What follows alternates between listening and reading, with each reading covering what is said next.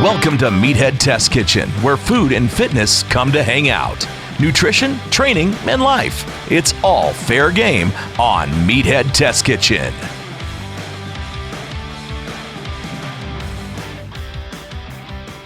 Welcome to Meathead Test Kitchen, a podcast where we want to make you feel good about your skin suit. I'm Sadie. I'm Sausha. We hear the term body positivity all the time on social media, and honestly, we're kind of fucking sick of it. There's another mantra out there that we're going to discuss today. Enter body neutrality. So what is it? How is it different than body positivity? And how do you enact this mantra in your daily life? Darling Meathead, strap in. Not strap on. We've got shit to talk about. A quick disclaimer though, we are going to use the word fat quite a bit today. Keep in mind that the intent is never derogatory, but if that word bothers you, we understand. We love you, and we will see you next week.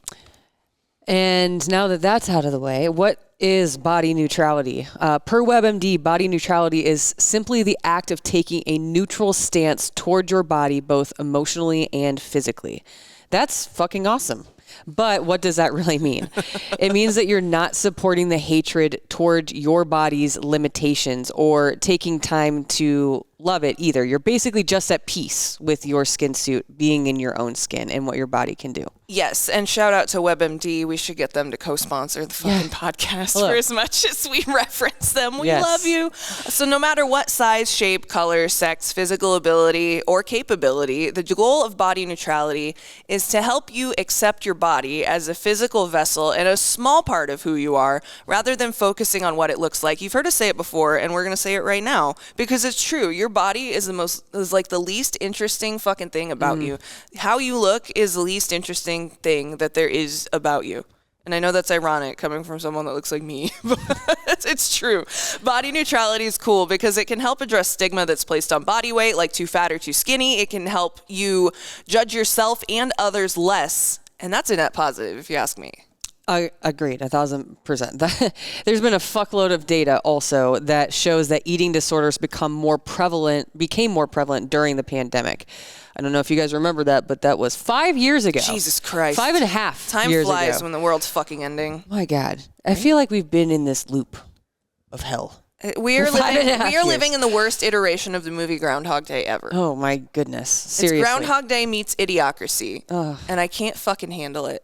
Now that we got depression out of the way, I'm not going to crash out right now. We're not doing it, damn it. We're not doing it. Let's think about why eating disorders rose in statistical format for just a second. What were you doing nonstop while you were in lockdown? I don't know. I was doom scrolling and eating a lot of fucking snacks. And probably imbibing way too much as well. The amount of weed and Mario Kart that was played and consumed at my house during pandemic, because Lou was living with us during pandemic, so we had a third stoner in my house. We were smoking ounces and ounces of pot a week. Yeah. That's how I spent my pandemic. You couldn't go anywhere. You couldn't do anything. You were bound to your house and whatever was in that, whether that be children, pets, or a significant other, or just yourself. And it was lonely and scary and all of that. You're on social media. Yep. I'm sure. And I think that I saw a significant rise in influencers that were focused on all of these things that have it's always been a problem. Because if you grew up in the 90s, nothing else to 80s, do, so start now, right? Yeah, if you grew up in the 80s and 90s, you saw this aplenty anyway, but I think that the pandemic exacerbated a lot of this.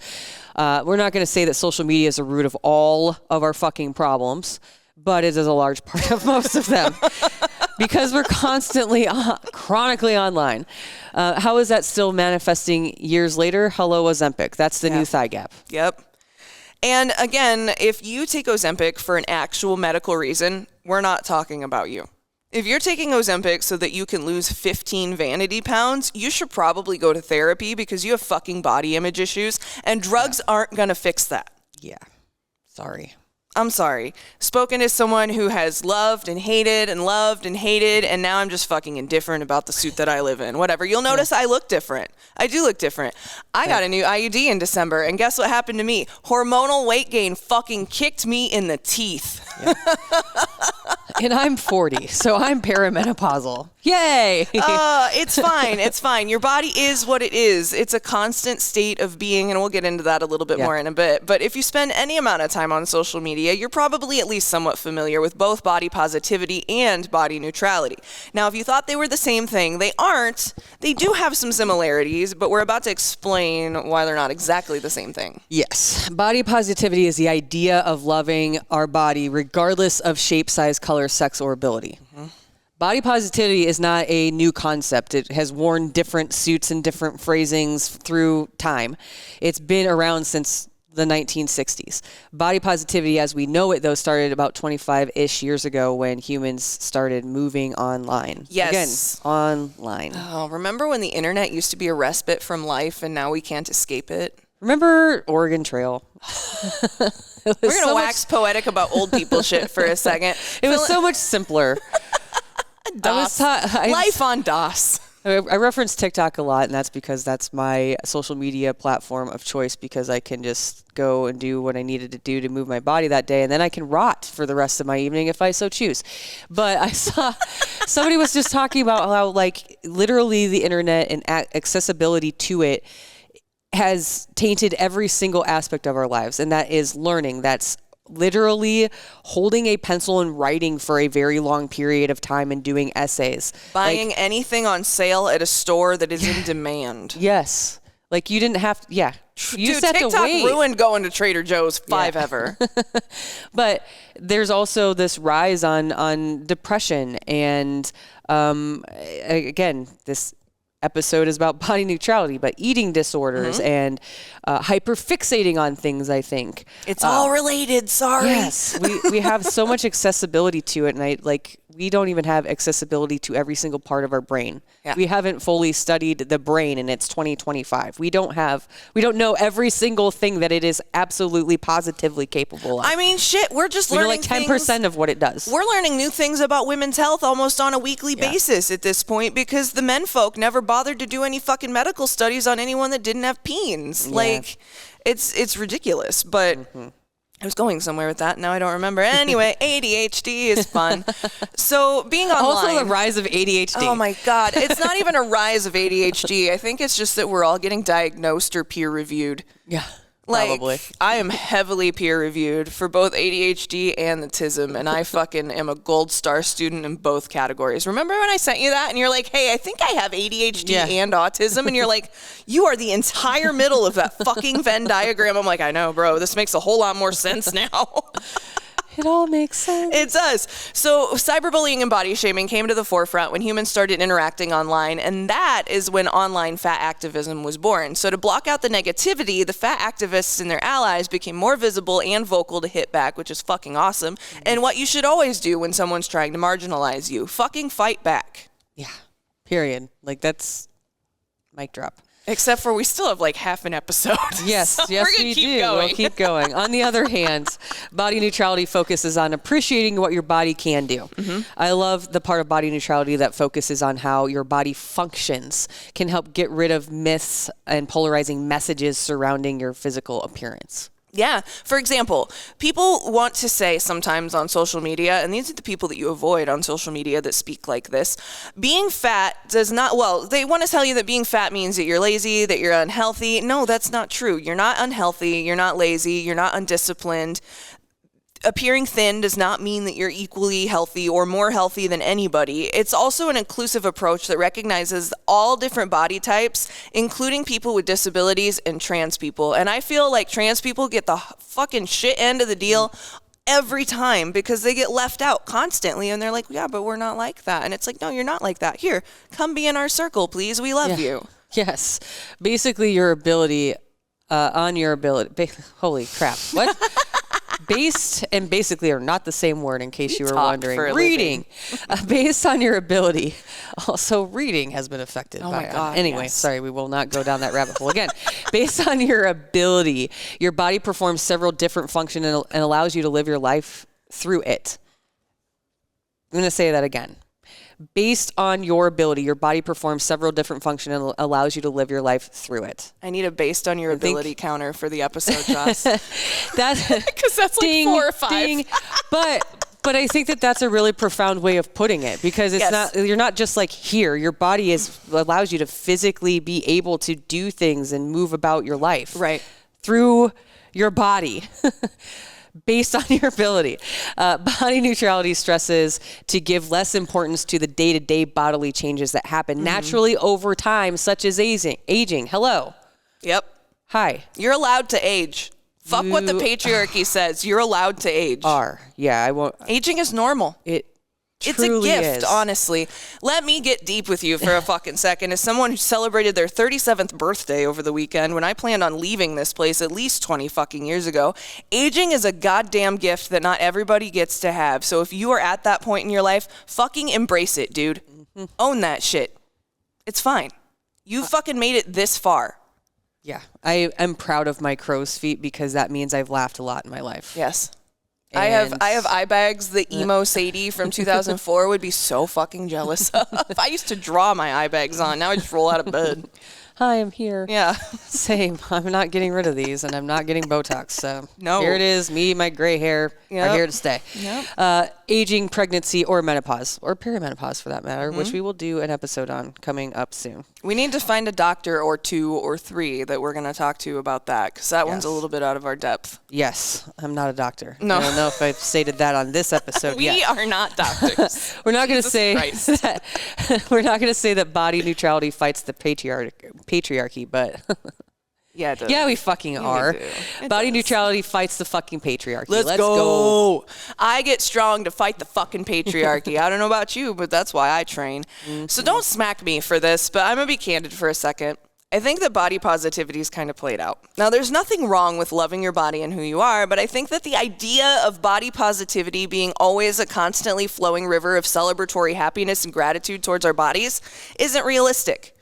It's just, it feels like false positivity, kind of, to me. It feels like toxic positivity. It's like, no bad days. You're supposed to love your body every day. And it's like, I feel very indifferent about my body most days. And it's also not the reality for most people. Yeah. I think in the onset of it, I should say, is probably a better wording there, of body positivity, it was literally what body neutrality is now. And it's turned into, just like anything else can over time, into that toxic positivity thing. It's like, no, you have to love your body. No fucking matter what, at all times. I'm fucking amazing. And you are. But the reality of it is, we don't always believe that inherently as human beings 100% of the time. Our brains don't always work like that. No. And that's okay. Like, the idea behind it is fine. But I feel like after the 60-some years that it's existed, it's just been conflated and changed. And it's not even really recognizable to what it was back then, you know? So your body is, and that's it. It just is. It's a constantly running state to keep you alive. And some days that's fucking good enough, dude. Some days we just do the bare minimum to live our life and fucking get through the day. Guess what? That's how your view of your body can be too. It's like, yeah, it's here. It's keeping me alive, which I'm grateful for. It's functioning. It's fine. I'm going to go move it later. I'll feed it some food. It'll be fine. But like, I also feel like it's peak neurodivergent experience to speak of your body and your brain like they're 2 entirely different entities, even though they're one fucking... It's a unit. It's all a unit. It's me versus my brain forever. So let's put this talk into action. How do you celebrate body neutrality? We're going to do some affirmations today. All right. I accept my body as it is. My body helps me in many ways. How can I honor my body today? My body works hard and deserves my kindness. I'm thankful for my body because it does so much for me. All bodies are different, and that is totally fine. That's the last one that we need to fucking tattoo on our foreheads, I feel like. Seriously. Because we're all so goddamn hard on ourselves. Well, and here's the thing, too, and I think that we can both speak to this just from personal experience. I will not allow myself to see former pictures of myself, even from a couple of years ago, and say, I miss that version of me. That version of me is a totally different human being than the version of me in my body that I am today. I have to accept the fact that I am in my 40s. I joke about that a lot, like with our team. I'm like, I am old. I'm really not that old, but I am of age to be perimenopausal, which means that I have some hormone imbalances and things that are changing within my body that don't allow it to necessarily function in the same way that it was even 3 years ago. Okay, so like I have to approach my training differently. I have to approach how I'm eating and fueling my body differently than I did even just 3 years ago because it's just different now, and that's okay. I was having this conversation with Alex a couple weeks ago. Hi, Alex. We love you. Just another fit chick on all the socials. So we were talking about like how we can't necessarily, because she's got her IFBB pro card now, so she's like getting ready to fucking prep for her first pro show. And she's going through some fucking hormonal shit. She's got some stuff. And her and I are both in the same place right now. We're both just fucking frustrated because we want to lift hard like we usually do. And we can't right now because our bodies are doing shit and we have to like deal with it. And she was like, at one point, she's like, and I have to remind myself that I can't train like I did when I was younger. And I was just like, oh, fuck. Yeah.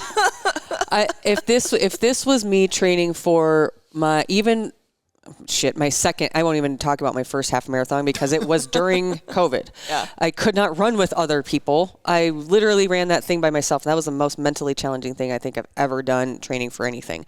But the second one, if I was training the same way that I was for the second one that I am now, I would have run through the pain in my knees that I was experiencing. Literally bought new shoes. We good now. But I would have trained through it, and I wouldn't have I would have just kept running until I literally could not run in those shoes anymore. Yep. Well, the literally couldn't run in my shoes anymore this time was experiencing knee pain, which I don't normally have. So like it's just like a totally different mindset, but I literally have to approach everything differently. Like I wasn't even fueling the same way that I was then. And I understand now there's like salt sticks and all of that shit. And I'm not at that point. I can eat some fucking fruit snacks and we good. But I wasn't even doing that back then. But I'm very cognizant of it now. It's like, shit, how many carbs did I have yesterday? Because I am going to go on a long... you have to take those things into consideration. And it's not just because it's better training, but it's training to what your body is doing now in the state that it is in currently. Yes. We can't always be reflective of the past and take those examples of ourselves when we're not the same fucking even human being, mentally and otherwise. For me, the struggle is pre-knee surgery and post-knee surgery. Because if you've ever had knee surgery before, surgery on any joint, it doesn't feel the same after. Like, yeah, it moves and stuff, but like if I put weight on that knee, I feel both of the tubes of scar tissue that go under my kneecap where they fucking scoped me. That feels really uncomfortable. It's like Phil joined a softball league after we got done with bowling this spring, and he's like, are you gonna play? And I'm like, I can't slide. That's my slide kneecap. Like I will cry if I put any fucking sort of impact or like resistance. I was like, no fucking way, dude. And he's like, well, that sucks. I was like, yeah, I guess I'm going to pick up golf again. Like, it's all about fucking pivoting, too, when your body tells you, like, hey, stop. We need to try something else. Master the pivot, not just in your professional and just normal life, with yourself. Adapt or die is life. Yes. Put that on a fucking t-shirt. Seriously. Speaking of t-shirts, wear clothing that makes you feel good about your body. This is something also that I have pivoted to. I... by and large, for about the last year and a half, have been wearing baggy clothes because I've been uncomfortable with how my stomach looks now. Oh, weird. But weird. But the other day, I don't examine myself in the mirror, and I just caught a glimpse of myself in the mirror, and I happened to be wearing just like some running shorts and a crop top that I'd made Ruth Bader Ginsburg was on it. Okay. So but I just like caught a glimpse, and like normally I would wear that around the house. I wouldn't go outside. I wouldn't even let the dogs out step on our deck. But I was like, I can tell that I'm training for something again. And I was like, even though this rendition of my body looks differently, I'm really fucking proud of that. And so if that means that I can wear that and like feel comfortable in that and accept that that's what my body looks like right now, like that's what I need to be doing. It was like an epiphany moment. But like you could acknowledge and not feel like you have to decorate your body in clothing. You can wear clothes that help you move, relax, and feel at ease. When your kids see that, they're going to follow suit. Yeah. Like, if that means I'm wearing sweatpants every day because that's what I'm fucking comfortable in, then that's what I'm going to do. And that's really important. If you have kids, it is very important to pass like body neutrality, a positive body image in general to them. Like, as a kid that grew up in a house with very shitty role models that was pretty much left to the wolves to fucking survive for my entire childhood, set your kids up for success, for the love of Christ, if you ever want them to fucking talk to you again. I say that with the most sincerity from the bottom of my fucking heart. Set your children up for success. Otherwise, no, they're not going to want to fucking see you when they're older. And you know what? They're right. It's your job to make sure that they have a good foundation. Make sure you do that. Like, when your kids see that you are comfortable with your body, that you don't talk shit about your body, like, they see and hear that shit. They're little sponges. Like, teach your kids to focus on what the body does instead of what it looks like. It can sound like, wow, your legs run so fast, or your eyes, they help you read so well. Like, and it's all about how you frame it. They are sponges, but they're also little mimics.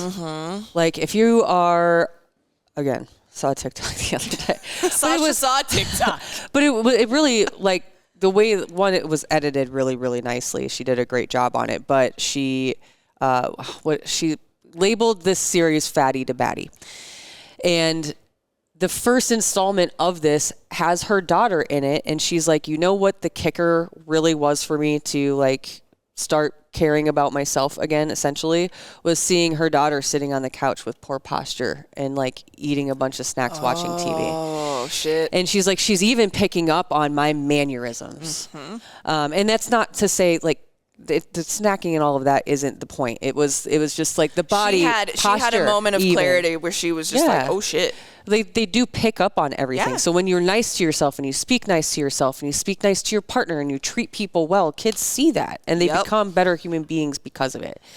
Pay attention to what your kids are following on social media too. Holy fucking shit, please, for the love of God. I think that kids shouldn't have social media, but I'm not a parent, so I don't get to weigh in on things like that. I maybe we're old school, but literally until his senior year, my stepson did not have social media. He may have had it, but it wasn't because he had access to it through the phone that we gave him. Right. There is this thing called Family Link. It's run by Google, and you can connect everybody's phones to it in your family, and you can put permissions on stuff.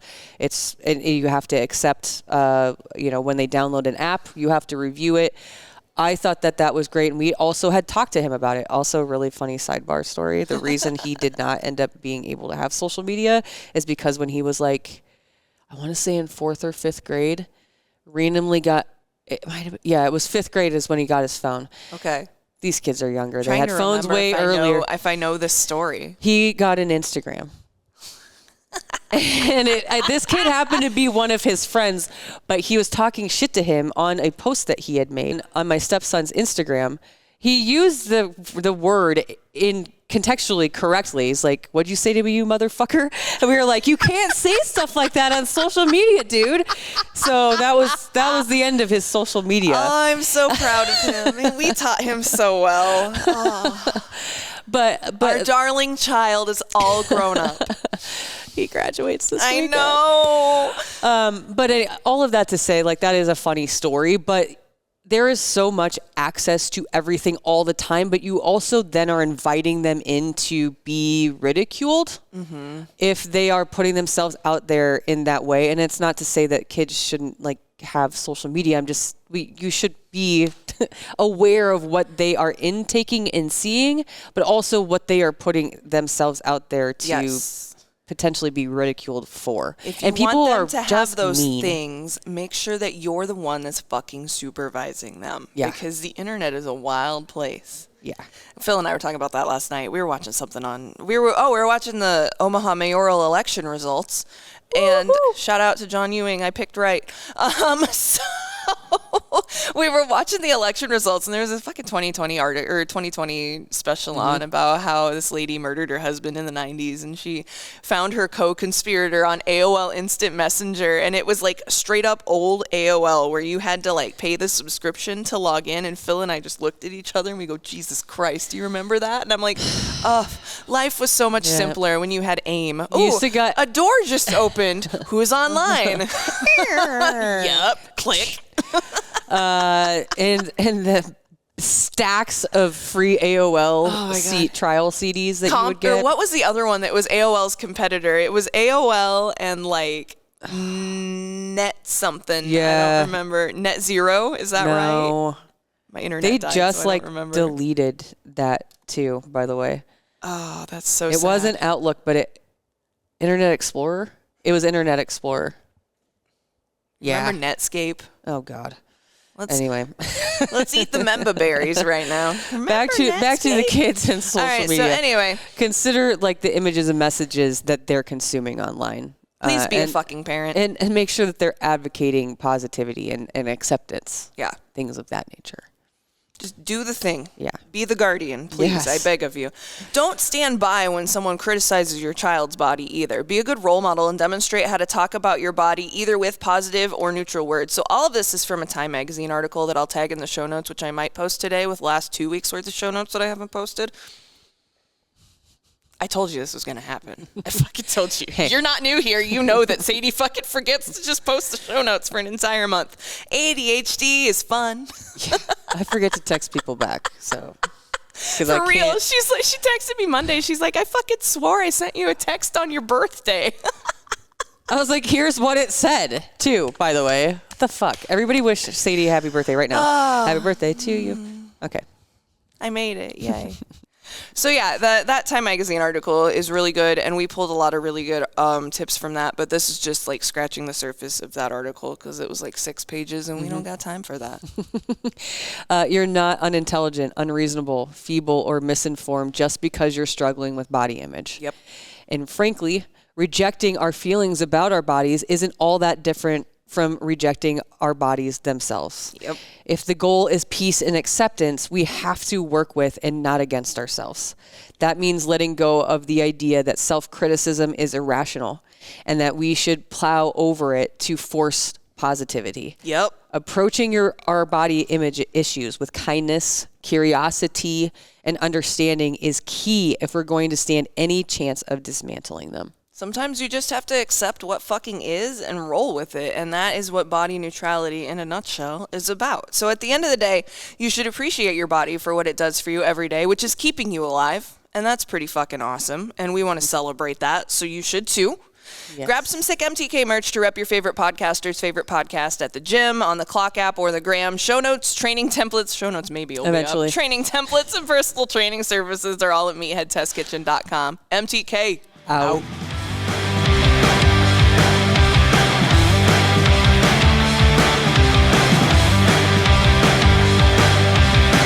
Join Sadie and Sausha every Monday, helping to make your fitness and nutrition journey suck less. MTK.